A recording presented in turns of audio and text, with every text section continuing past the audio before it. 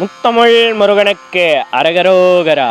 இன்னைக்கு இந்த காணொலி பதிவுல நம்ம என்ன பார்க்க போறோம்னா, இறைவனுக்கு தத்து கொடுக்கக்கூடிய நிகழ்வுகள் சார்ந்த ஆன்மீக தகவல்களை தெரிந்து கொள்வோம். அன்பார்ந்த அடியார்களே, முதலில் யாரையெல்லாம் இறைவனுக்கு தத்து கொடுக்கக்கூடிய நிகழ்வுகளுக்கு ஈடுபடுத்துகின்றார்கள் என்பதை தெரிந்து கொள்வோம். ஆக ஜோதிடத்தில் ஆயுள் சார்ந்து அல்லது ஆயுள் கண்டத்தை தரக்கூடிய அளவிற்கு கிரக அமர்வுகளை அமரப்பட்ட அடியார்களை இறைவனுக்கு தத்து கொடுக்கக்கூடிய நிகழ்வுகளில் ஈடுபடுத்துகின்றார்கள் என்று சொல்லப்பட்டு வருகின்றது. மேலும் மருத்துவர்களால் தீர்வு காண முடியாத நோயாளிகளையும் இவ்வாறு இறைவனுக்கு தத்து கொடுக்கக்கூடிய நிகழ்வுகளில் ஈடுபடுத்துகின்றார்கள் என்று சொல்லப்பட்டு வருகின்றது.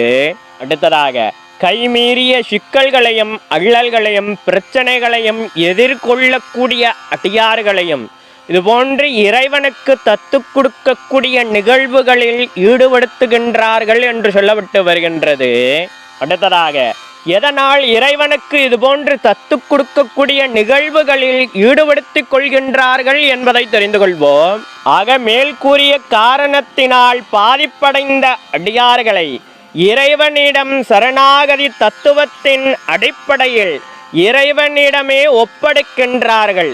அதாவது இறைவா, இனி இவர்களுக்கு நீயே பொறுப்பு, தாயுமாய் தந்தையுமாய் இருந்து இவர்களை காத்து ரட்சிக்க வேண்டுமையா என்பதை உணர்த்தும்படி இறைவனிடம் இவர்களை சரணாகதி அடைய வைக்கின்றார்கள் என்று சொல்லப்பட்டு வருகின்றது. இவ்வாறு இறைவனிடம் சரணாகதி அடைந்து ஒப்படைத்த அந்த குழந்தைகளை, அந்த அடியார்களை இறைவனே காத்து ரட்சிப்பார் என்ற ஆழ்ந்த நம்பிக்கையில் இதை செய்து வருகின்றார்கள் என்று சொல்லப்பட்டு வருகின்றது. மேலும் அவ்வாறு ஒப்படைக்கப்பட்ட குறிப்பிட்ட அந்த தெய்வமானது இனி அவர்களினுடைய வாழ்க்கையை பார்த்து கொள்ளும். அந்த இறைவனை நல்ல வழியை காட்டிவிடும் அந்த குறிப்பிட்ட அடியார்களுக்கு என்பதற்காகவும் இவ்வாறு இறைவனுக்கு தத்து கொடுக்கக்கூடிய நிகழ்வுகளில் குறிப்பிட்ட அந்த அடியார்களை ஈடுபடுத்திக் கொள்கின்றார்கள் என்று சொல்லப்பட்டு வருகின்றது. அன்பார்ந்த அடியார்களை, இவ்வாறு இறைவனிடம் முழுமையாக தஞ்சமடைந்த அடியார்களை இறைவனே வழிகாட்டியாக இருந்து வழிநடத்துவார் என்று சொல்லிக்கிட்டு மேலும் ஒரு இனிய பதிவு உங்களை சந்திக்கின்றேன். இவ்வளவு ஆன்மீக சார்ந்த ஏதேனும் சந்தேகங்கள் இருந்தாலும் கூட தயங்காமல் கமெண்ட் பாக்ஸில் தெரிவிங்க. அப்படியே எனக்கு தெரிந்தால் கண்டிப்பாக உங்ககிட்ட காணொலி மூலமாக பயந்துக்கிறேன்.